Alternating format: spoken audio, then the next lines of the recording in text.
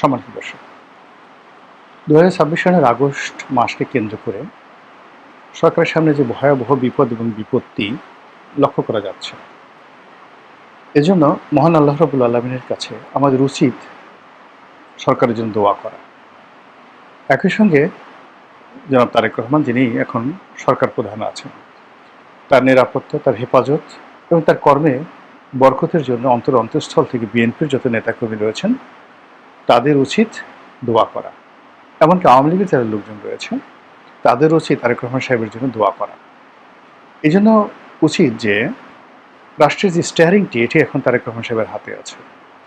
কোনো কারণে তার অসুস্থতা, কোনো কারণে তার কোনো ক্ষতি, কোনো কারণে তার কোনো মন্দ সিদ্ধান্ত অথবা বেঠিক সিদ্ধান্ত, এটি যদি এই রাষ্ট্রের ঘাড়ের উপর চেপে বসে, আমরা পুরো 18 কোটি মানুষ বিপদে পড়ব। ইতিহাসের একটা বিখ্যাত কথা রয়েছে, তোমাকে বধিবে যে গোকুলে বাড়িতে সে। মানুষের নিয়তিটা এমনভাবে কাজ করে যে আপনার জীবনের যে ঘটনাগুলো ঘটবে, ঘুরে ফিরে আপনার জন্ম, মৃত্যু, বিয়ে, কর্মজীবন থেকে শুরু করে পুরো জীবনের একটা মানচিত্র এমনভাবে আপনার বিধাতা, আপনার মালিক, আপনার রব, আপনার আল্লাহ তৈরি করে দিয়েছেন, যেটা শৈশবে আমরা কুষ্ঠি বলি, যে কুষ্ঠি রচনা করা হতো আর কি।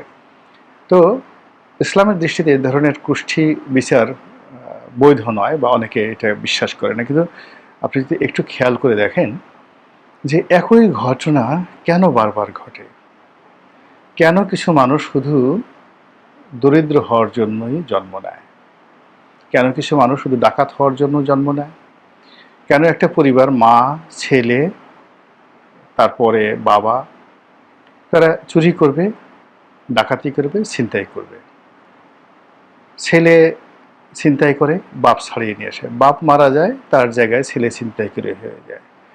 এবং বিভিন্ন এলাকাতে ঢাকার যে সকল ক্রিমিনাল জোন রয়েছে, বিশেষ করে মোহাম্মদপুর, সায়দাবাদ, তেজগাঁ, তারপর হাতিরঝিল, এ সকল এলাকাতে দেখবেন যে গত 50-60 বছর ধরে একেবারে প্রান্তিক পর্যায়ে যারা অপরাধ সংগঠন করছে, মাদক, তারপর চোরাচালানি, এরপর সন্ত্রাস, রাহাজানি, ডাকাতি, চুরি, যে কাজগুলো করছে, এটা একটা পারিবারিক সিন্ডিকেট।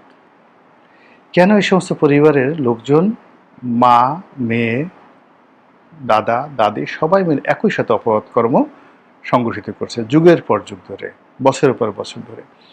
কেন একটা গ্রামের নাম হয়ে যায় চোরদের গ্রাম কিংবা ডাকাতদের গ্রাম, কিংবা একটা পরিবারের নাম হয়ে যায় ডাকাত পরিবার বা চোর পরিবার? কেন একটি পরিবারের সবাই নির্বংশ হয়ে যায়, সবাই সেই পরিবারের অবঘাতে মারা যায়?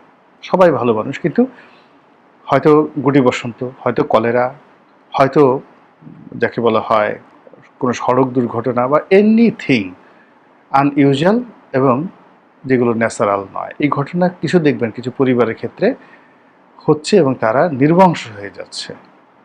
ওখানে আপনি মেয়ে বিয়ে দেন, ছেলে বিয়ে করান, ওই পরিবারের সাথে সম্পর্ক করেন, আপনি ওই পরিবারের বংশ রক্ষা করতে পারবেন না, একটা না একটা সমস্যা হবে। কিছু মানব দেহ আছে যারা যে পরবর্তী প্রজন্ম তৈরি করে, ডিফেক্টিভ প্রজন্ম তৈরি করে। কিছু পরিবার আছে অভিশপ্ত, তারা যে কাজগুলি করুক না কেন, আপনি তাদেরকে একেবারে কাবা শরীফে নিয়ে যান, সারাক্ষণ জমজমের পানি দিয়ে তাদেরকে ধৌত করেন, কিন্তু দেখবেন যে ওর ভিতর থেকে শুধু আবু জাহেল বের হবে, ওখান থেকে শুধুমাত্র আবুল আহাব বের হবে। আপনি কোনো অবস্থাতেই একেবারে উমর ইবনুল খাত্তাব বের করতে পারবেন। দেয়ার আর সাম ফ্যামিলিজ, দেয়ার আর সাম ম্যান। তো এইভাবে অনেক সময় অনেক কিছু ডেস্টিনি তৈরি হয়ে যায়। সেই দিক থেকে আমাদের এই যে চলমান আগস্ট মাস, এই চলমান আগস্ট মাস নিয়ে আমি আজকে যে শিরোনামটি দিয়েছি, সেই শিরোনামটি হলো যে ইন্না লিল্লাহ, ইন্না লিল্লাহ। তো কোনো বিপদে পড়লে, কোনো আনএক্সপেক্টেড কোনো ঘটনা ঘটলে আমরা সাধারণত বলি ইন্না লিল্লাহি ওয়া ইন্না ইলাইহি রাজিউন, পবিত্র কালামের একটি যাকে বলা হয় আয়াত। তো আমি এই সময়টাতে এটা কেন ইন্না লিল্লাহ বললাম? ইন্না লিল্লাহ বললাম যে এই আগস্ট মাস আসলো, আসার সঙ্গে সঙ্গে সারা দেশের বিভিন্ন জায়গাতে সেখানে বোমা পাওয়া যাচ্ছে, জঙ্গিদের তৎপরতা বেড়ে যাচ্ছে, যেগুলো আমরা শুনতে পাচ্ছি, দেশি গোয়েন্দা সংস্থাগুলো, বিদেশি গোয়েন্দা সংস্থাগুলো, তারা এই যে দেশে যে হঠাৎ করে জঙ্গি তৎপরতা বেড়ে যাচ্ছে, জঙ্গিরা সংগঠিত হতে যাচ্ছে এবং যে কোনো দুর্ঘটনা ঘটার জন্য তারা এই আগস্ট মাসটিকে বেছে নিয়েছে এবং এর সঙ্গে কোনো কোনো রাজনৈতিক দলের সম্পৃক্ততা থাকতে পারে, এই রকম তথ্য সরকারের স্পর্শকাতর মন্ত্রণালয়গুলো, বিভাগগুলোতে লেনদেন হচ্ছে এবং এই বিষয়গুলো বলার জন্য আমেরিকা থেকে দলে দলে এক্সপার্ট আসছে, ভারত থেকে লোকজন আসছে বলে আমরা শুনতে পাচ্ছি। এমনকি পাকিস্তান সরকারের যারা কর্তা ব্যক্তি আছে তারাও সরকারকে কিন্তু এই সময়টাকে সতর্ক করছে। এগুলো যখন লেনাদেনা হচ্ছে আগস্ট মাসের 1 তারিখ না, ঠিক জুন জুলাই থেকে এই ধরনের কথাবার্তা হচ্ছে, এই নতুন সরকারকে সবাই আসলে সহযোগিতা করতে চাচ্ছে। ঠিক সেই সময়টাতে বরিশাল জেলা জজ আদালতের বাইরে অজ্ঞাতনামা এক সন্ত্রাসী, সে একটি বোমা, ভয়ঙ্কর একটি বোমার বিস্ফোরণ ঘটিয়ে সেখান থেকে সে নিরাপদে পালিয়ে চলে গেল। তো এই আগস্ট মাসের এই যে ঘটনাটা ঘটলো, এই আগস্ট মাসের দুটো ঘটনা, অর্থাৎ আগস্ট মাসের 17 তারিখে সারা দেশের 64টা জেলার বিচারাঙ্গনে একই সঙ্গে এই বিএনপি জমানাতে বোমা হামলা হয়েছিল এবং একজন বিচারক একেবারে এজলাসে মারা গিয়েছিলেন, সেই কাহিনী আমরা জানি। এখন বিএনপি জমানাতে কেন আবার সেই আগস্ট মাস, সেই বোমা হামলা, সেই বিচারাঙ্গনে একই ঘটনা কেন ঘটছে, কারা ঘটাচ্ছে? বিএনপি তো ওই সময়টা তো তদন্ত করেছে এবং ওই যে বিচারাঙ্গনে যে বোমা হামলা হয়েছে এটা তো আওয়ামী লীগ করেনি, এটা জাসদ করেনি, এমনকি সেটা জামাতে করেনি। তো যারা করেছিল সেটা তো বিএনপি আসলে নির্মূল করতে পারেনি, বরং সেটা আরও বেড়ে যাচ্ছে। এই গেল এক। 2 নম্বর হলো যে 17 আগস্টে বিচারাঙ্গনে হামলা হলো আগের সরকারের, আবার 21 আগস্টের গ্রেনেড হামলা হলো এবং সেই গ্রেনেড হামলাতে বিভিন্ন জঙ্গি গোষ্ঠী ছিল, মানে তারপরে নানা রকম বিএনপি বলার চেষ্টা করেছে, এফবিআই সেখানে তদন্ত করেছে, কিন্তু ওটার এখনো পর্যন্ত সুরাহা হয়নি।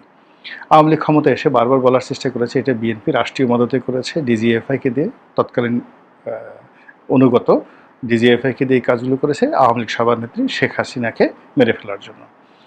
আর এজন্য আওয়ামী লীগ জমানাতে পুরো সময়টাতে এই কাজে যারা সম্পৃক্ত ছিল বলে আওয়ামী লীগ সন্দেহ করছে তাদেরকে নানাভাবে বিচারাঙ্গনের মাধ্যমে সাজা দেওয়ার ব্যাপারে তারা একেবারে চূড়ান্ত সব কিছু করে ফেলেছিল, যেটি এখন আবার এই সরকার ক্ষমতা এসে সব উলটপালট হয়ে গেছে। কিন্তু এই যে বিএনপির যে মনোভাব 21 আগস্টের গ্রেনেড হামলা সম্পর্কে, যে এই কাণ্ড ঘটাইছে আওয়ামী লীগ, এই কাণ্ড ঘটিয়েছে আওয়ামী লীগ এবং শেখ হাসিনার ভ্যানিটি ব্যাগের মধ্যে তার সেই বোমার যাকে বলা হয় সুইচ ছিল, এটা বিএনপির লোকজন পার্লামেন্টে দাঁড়িয়ে বলছে। আবার আওয়ামী লীগের লোকজন বলছে যে না, শেখ হাসিনাকে মেরে ফেলার জন্য একেবারে সরাসরি রাষ্ট্রীয় হুকুমে সরকারের কর্তা ব্যক্তিরা, স্পর্শকাতর কর্তা ব্যক্তিরা এই ঘটনাটা ঘটিয়েছে। তাহলে দেখুন, মানে পরস্পর বিরোধী দুটো রাজনৈতিক শক্তি পাওয়ার 21 আগস্টে গ্রেনেড হামলা নিয়ে কি কথাবার্তা বলছে। কিন্তু ঘটনা হলো যাই হোক না কেন, 21 আগস্ট গ্রেনেড হামলা হয়েছে, 17 আগস্ট সারা দেশে বোমাবাজি হয়েছে এবং এই কাজের সঙ্গে যারাই জড়িত তারা সাধারণ মানুষ নয়। যদি শেখ হাসিনা ঘটিয়ে থাকে কিংবা আপনার বিএনপি ঘটিয়ে থাকে কিংবা ধরুন কোনো জঙ্গিবাদী গ্রুপ ঘটিয়ে থাকে, র ঘটিয়ে থাকে, সিআইএ ঘটিয়ে থাকে, আইএসআই ঘটিয়ে থাকে, আনসারুল্লাহ বাংলা টিম বা অন্য যে কোনো আমরা কিছু হইলেই যাদেরকে দায়ী করি তারা ঘটিয়ে থাকে, এই কাজগুলো যারা ঘটিয়েছে তারা ট্রেন আপ কমান্ডো ক্রিমিনাল। তারা কোনো মসজিদের ইমাম নন, বাইতুল মুকাররমের খতিব নন, তারা কোনো মন্দিরের পূজারী নন, তারা সাবেক রিটায়ার্ড কোনো সচিব নন বা রাজপথে বক্তব্য দিয়ে বেড়ান জনপ্রিয় কোনো রাজনৈতিক নেতা নন। এই কাজগুলো যারা করেছে তারা বাই বর্ন ক্রিমিনাল এবং সেই ক্রিমিনালদের সংখ্যা, ওই যে বললাম যে এক ক্রিমিনাল আর এক ক্রিমিনালকে পয়দা করে, বক্তব্য শুরুতে বললাম যে অপরাধ এমন একটা ব্যাপার যেটার একটা সিন্ডিকেশন থাকতে হয়, এটার একটা গ্যাং থাকতে হয়, অপরাধীদের মধ্যে একটা রক্তের মিল থাকতে হয়, একটা জেনেটিক ইঞ্জিনিয়ারিং থাকতে হয়। বাপ অপরাধ করেছে ছেলে অপরাধ করবে, ছেলে অপরাধ করেছে মা অপরাধ করবে, মা মানে তার জরায়ুটাই খারাপ, মানে মা খারাপ হলে ছেলে সন্তান খারাপ হবেই। চরিত্রহীন মা, মদখোর মা, গাঁজাখোর, তারপর শেষে ফেন্সিডিলখোর, চোরাকারবারি করে। এখন তার গর্ভ থেকে আপনি মানে কোন অবস্থাতে অলি আল্লাহ বের হবে এটা আপনি আশা করেন কি করে? তো আপনি গিয়ে দেখবেন যে যে সমস্ত জায়গাতে পরিবারগুলোতে খুব ক্রিমিনাল এরকম ছেলে মেয়ে হয়, সেখানে বাবাও খারাপ, মাও খারাপ, পরিবারের এনভায়রনমেন্টটাই খারাপ। তো ওই যে ঘটনাগুলো যখন ঘটেছে, সেটা আওয়ামী লীগ জামানাতে ঘটুক, বিএনপি জামানাতে ঘটুক, এই ধরনের জঙ্গিবাদী যে ঘটনাগুলো ঘটেছে, আমরা কিন্তু সাইকোলজিক্যালি লাইক ওয়েস্ট, পশ্চিমা দেশের মতো আমরা সেই সকল সমস্যা সমাধান করার জন্য ফিজিক্যাল, মেন্টাল, বায়োলজিক্যাল এবং সাইকোলজিক্যাল কোনো মেজার্স আমরা গ্রহণ করিনি। আমরা শুধুমাত্র একে অপরকে দায়ী করেছি, ব্লেম করেছি, খিস্তি খাওয়ার করেছি এবং লোক দেখানো কিছু পদক্ষেপ আমরা গ্রহণ করেছি। আলটিমেটলি সেটা যারা এই প্রকৃত অপরাধী তাদের একটা পশমে স্পর্শ করা যায়নি, তারা ব্রিডিং করেছে, তারা বংশবৃদ্ধি করেছে। আগে যেখানে 10 জন সন্ত্রাসী ছিল, এখন সেখানে 100 জন হয়ে গেছে। আগে যেখানে বোমা মারার জন্য এই ধরনের টেকনিক্যাল লোকজন 10 জন ছিল, এখন সেটা 100 জন হয়ে গেছে। এবং সেই অবস্থাতে সরকার এই নাজুক অবস্থায় দেশের অর্থনীতি, রাজনীতি, কূটনীতি, আন্তর্জাতিকতা সব যখন খুব নাজুক অবস্থায়, তখন ওই যে জঙ্গিরা তারা আবার এই আগস্ট মাসে তাদের মরণ কান্না শুরু হয়েছে, মরণ কামড় শুরু হয়েছে। আর এজন্য এই বক্তব্য দিয়েছি, ইন্না লিল্লাহ, এবং আল্লাহ এই সরকারকে রক্ষা করুন, তারেক রহমান সাহেবকে হেফাজত করুন। মানে ওই যে প্রথমে বললাম তোমারে বধিবে যে গোকুলে বাড়িছে, সে বিখ্যাত ঐতিহাসিক কাহিনী। অর্থাৎ যখন কৃষ্ণ জন্ম নেয়নি, কৃষ্ণর মামা ছিলেন কংস, রাজা কংস। তো এই যে আমরা কংস মামা বলি, সেই কংস মামা, তো কংস মামা সবসময় গ্রহ নক্ষত্র বিচার করে চলেন, ভবিষ্যৎ জানেন, এবং তার রাজ দরবার ভরা শুধু জ্যোতিষী। জ্যোতিষীদের জিজ্ঞাসা করলেন আমার মৃত্যু কিভাবে হবে? বলে তোমার বংশের মধ্যে একেবারে তোমার কাছাকাছি যারা লোকজন রয়েছে তারা তোমাকে মারবে। ভালো, এখন খুঁজে খুঁজে বলো যে কে আসলে মারবে। তো সাধারণত জ্যোতিষীরা এতটা পর্যায়ে যান না, কিন্তু প্রেশার ক্রিয়েট করা হলো। তখন জ্যোতিষীরা বলল যে তোমার যে বোন দেবকী আর তোমার যে ভগ্নিপতি বাসুদেব, তাদের ঘরে একটা সন্তান জন্ম নেবে এবং সেই সন্তান তোমাকে হত্যা করবে। রাজা সঙ্গে সঙ্গে এটা বিশ্বাস করলেন এবং তার বোনকে কারাগারে রাখলেন, ভগ্নিপতিকে কারাগারে রাখা হলো। কিন্তু এই যে দুজন দম্পতি, মানে দম্পতি যাদের ভিতর রাজ রক্ত রয়েছে, তো তাদের এই অসহায় করুণ অবস্থা দেখে কারারক্ষীরা একটা সময় বিগলিত হতো। তারা তো এত কিছু জানতো না। তারা দেখতো যে এই রাজকুমারী আর রাজকুমারীর স্বামী সে কারাগারে বন্দি অবস্থায় আছে পাশাপাশি। একটা সময় তাদের মধ্যে মিলনের ব্যবস্থা করে দেয় কারারক্ষীরা এবং সে প্রেগন্যান্ট হয়ে যায়। এখন তো যিনি চিফ কারারক্ষী, আইজি প্রিজন, তিনি ভারী বিপদে পড়ে গেলেন। কোনো অবস্থায় এটা যদি বাদশা জানা যায় তার জীবন চলে যাবে। আর এটা যদি কারাগারের মধ্যে যদি এই বাচ্চা হয় তাহলে কি হবে? সে তখন করলো কি, এই খবর তার রইল না। কারাগার ধরেন কাশিমপুর কারাগারে কি আছে এটা তো তারেক রহমান সাহেবের জানার কথা না, বা আওয়ামী লীগের কোন নেতা বা কোন নেত্রী কারাগারের মধ্যে আছেন, কোন কারারক্ষী তার সাথে খারাপ কি আচরণ করছে, এটা তো আসলে সম্ভব না তারেক রহমান সাহেবের কাছে। তো কংস ঘুমাচ্ছেন, এদিকে বোন প্রেগন্যান্ট হয়ে গেছে, বাচ্চাও হয়ে গেছে, আর আইজি প্রিজন যিনি আছেন তিনি সেই বাচ্চাকে নিয়ে কারাগারের বাইরে গোকুলে, অর্থাৎ একটা গোয়ালার ঘরে তাকে লালন পালনের দায়িত্ব দিলেন। এবং তখন বিশ্বাস করতো যে রাজরক্ত যদি ঝরে, মাটিতে ঝরে বা কেউ মারে, তাহলে তার 14 গোষ্ঠী জাহান্নামে যাবে, নরকে যাবে। তো এইভাবে যখন চলতে থাকলো, অনেক দিন চলে গেল। হঠাৎ করে কংসের মনে হইলো আরে বহু বছর হয়ে গেল, তার বোন তার ভগ্নিপতি তো জেলখানাতে রয়েছে, কই তো বাচ্চা কাচ্চা এখন হলো কি করে? তো সে জ্যোতির্বিদদেরকে জিজ্ঞাসা করলো যে কই তোমাদের ভবিষ্যৎবাণী কি হলো, কে আমাকে হত্যা করবে? বাচ্চাটার কাছে তো হইল না। তখন সে বলল, তোমারে বধিবে যে গোকুলে বাড়ি শেষে।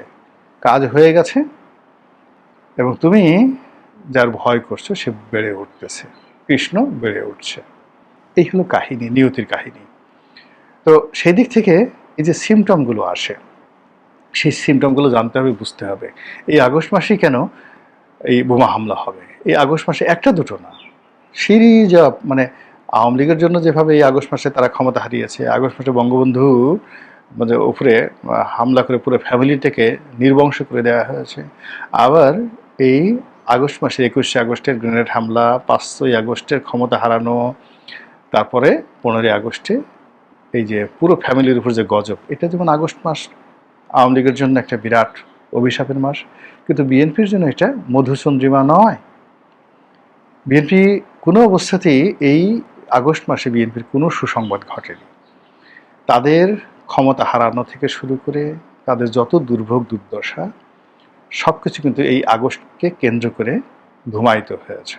ইমিডিয়েটলি এর ইফেক্ট হয়নি, কিন্তু অতীতে যে ঘটনাগুলো ঘটেছে আপনি সেগুলো যদি মূল্যায়ন করে দেখবেন যে সেই ঘটনা বা দুর্ঘটনার ফল তারা পরবর্তীতে পেয়েছে এবং তার ফলে তাদেরকে কিন্তু ক্ষমতা হারাতে হয়েছে। তো সেই দিক থেকে 2026 সনের যে আলামত, আগস্ট মাসের যে আলামত, এই আলামতগুলো অতীতের মতো কেন আবার শুরু হলো এত দ্রুত? সরকার ক্ষমতা আসছে মাত্র 6 মাস, এটা তো 27 সনে হতে পারতো, 28 সনে হতে পারতো। তাহলে আমরা মনে করতাম যে প্রকৃতির ঠিক আছে, একটা লীলা খেলা চলছে এখানে, কিন্তু প্রকৃতির লীলা খেলা কেন 6 মাসের মধ্যে ঘটছে? এখানে মনে হচ্ছে যে প্রকৃতি বোধহয় অধৈর্য হয়ে পড়েছে। প্রকৃতি বোধহয় তার লীলা খেলা খুব দ্রুত বাস্তবায়ন করার জন্য সে তার ক্রিয়াকর্ম শুরু করেছে। আর এজন্যই শুরুতে আমি বললাম ইন্না লিল্লাহ এবং দোয়া প্রার্থনা করলাম। আপনাদের যাদের দয়া হয়, ভালো মনে করেন, আপনারা দোয়া করুন। দোয়া করা সবার জন্য কল্যাণকর। নেতিবাচক চিন্তা করা, কাউকে বদদোয়া দেওয়া, অভিশাপ দেওয়া, এটা আপনার নিজের মধ্যেই বিষ সৃষ্টি করবে এবং আলটিমেটলি যারা বদদোয়া দেয় বেশিরভাগ ক্ষেত্রে তারা নিজেরাই বিপদে পড়ে। কিন্তু আপনি যদি সুহাসিস করেন, মানুষের কল্যাণ কামনা করেন, আপনার শত্রু যে হোক তারও কল্যাণ কামনা করেন, একটা সময় আল্লাহর রহমত এবং বরকত আপনাকে আশ্রয় দেবে, ছায়া দেবে এবং আপনার পথে সব বাধা দূর করে দেবে।